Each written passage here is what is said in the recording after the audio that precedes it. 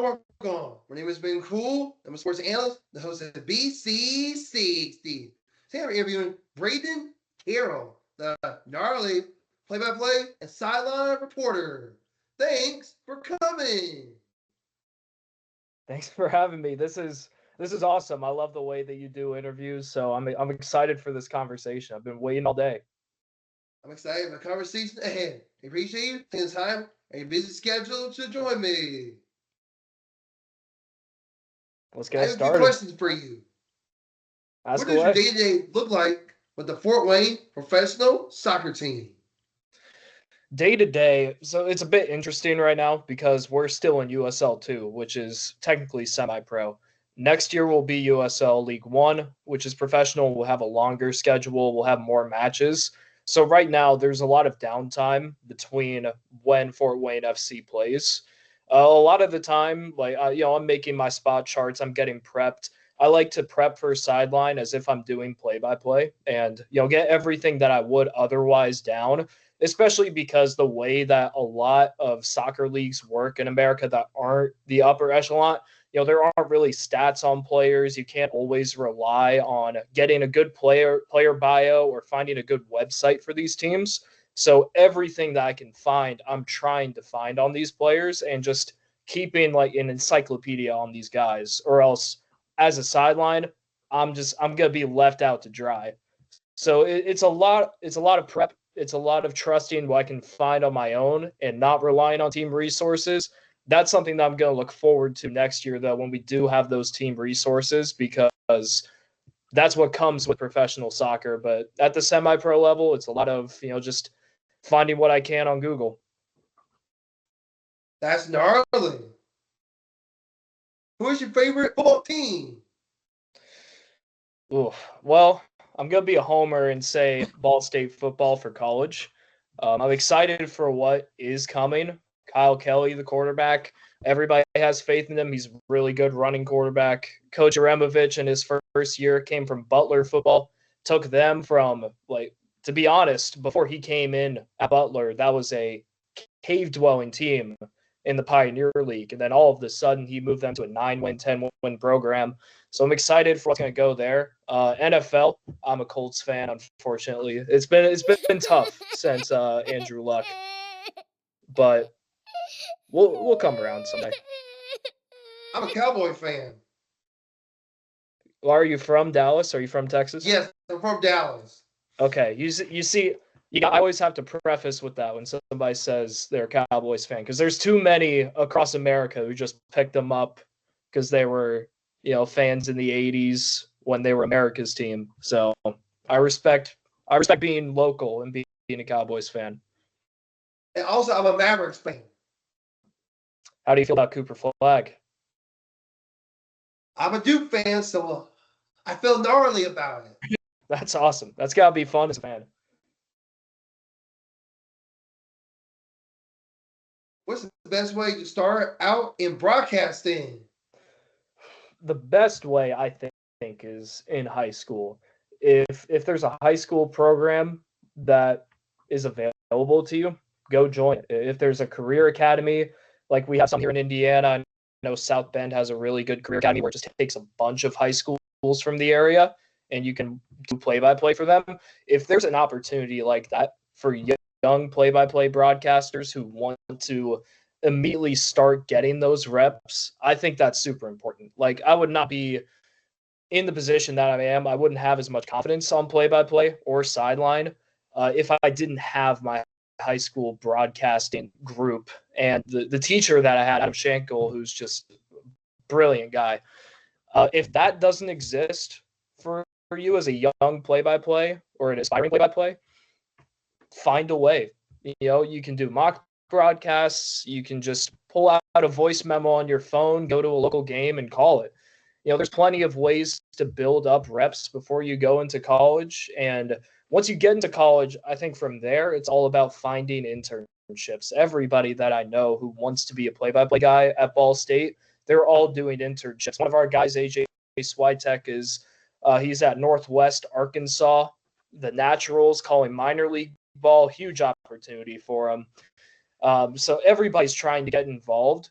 And if you want to be in the industry, you have to be involved too. And it can't just be through what's being given to you by going to college and getting that degree and working in the program that you're already in.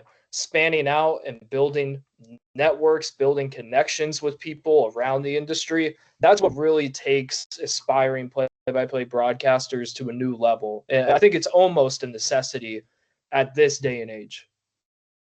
What helps me is I look in the mirror before I do a broadcast.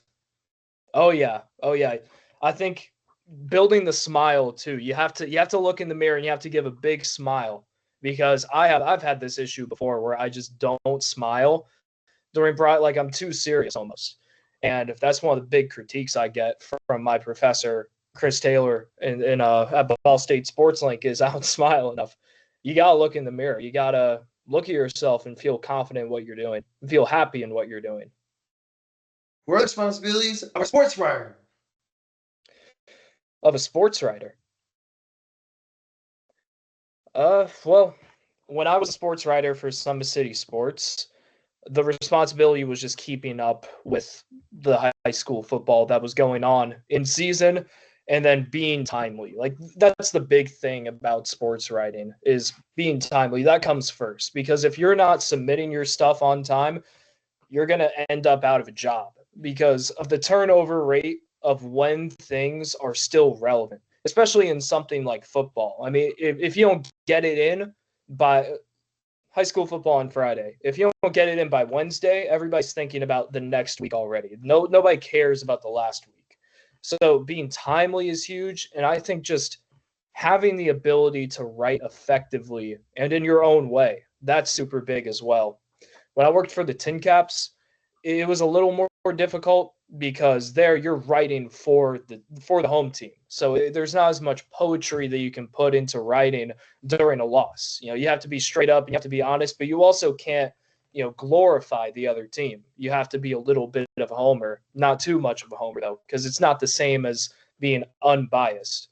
But when I was working for Summit City Sports, I could really feel like I could put in my creativity as a writer. And I think a big thing about being a sports writer is if you can write well, you can do play by play well, you can communicate well, because you have just the buildup of how to use the English language.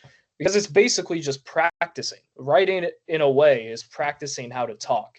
You learn new words by writing. Very seldomly can you learn words by speaking them first. Once you write them, then that gets into that gets into your Rolodex of words that you can use. So if you're a writer, that's going to directly go over to what you can do as a talker, as a play-by-play broadcaster, as an analyst, even as a sideline report. Like, if you're writing well, you will talk well. So I know I kind of diverged from your question, but sports writing, it's crucial. If you have the ability to do that as a play-by-play broadcaster, I say go for it.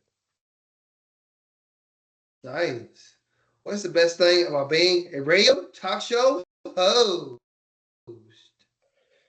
The best thing is having a sense of autonomy, and just kind of getting to take a break from all of the regiment of play-by-play and just going out there and almost free soloing. You're just like, when I'm doing a sports talk show at Ball State, it's very chill. It's very laid back. It's like an hour of me and my friend just jabbing about sports, And I think it's also important to have that because, it's more reps. It's more reps on air. Like, just because it's radio talk show hosting, just because it's not play-by-play, doesn't mean that it's not going to help you out as a broadcaster. Getting that time in to feel comfortable on air. And the great thing about being a sports talk show host is, more than play-by-play, you can be yourself 100%. And if you're able to do that, then you can be more yourself when you're doing play-by-play. So everything just kind of comes over and helps you out in play-by-play and in broadcasting. And, it's fun too. I mean, I love doing talk shows. It's just a moment to sit back and relax, even though, it's still reps, it's still learning. Rock on, rock on. Thank you so much for taking the time to sit down with me for an interview. It was an absolute pleasure speaking to you. Hearing your insights, your stories, and perspective are inspiring. I'm grateful for the opportunity to learn from you. Thank you, man. I appreciate this conversation, and I hope to hear from you soon. And I can't wait to see where you go with the show. I've seen some of the people you've interviewed. I've seen some of your interviews. You're a great dude, man. I appreciate you spending the time with me here. Thank you. We're going. That's the end of my show. See you soon, everyone.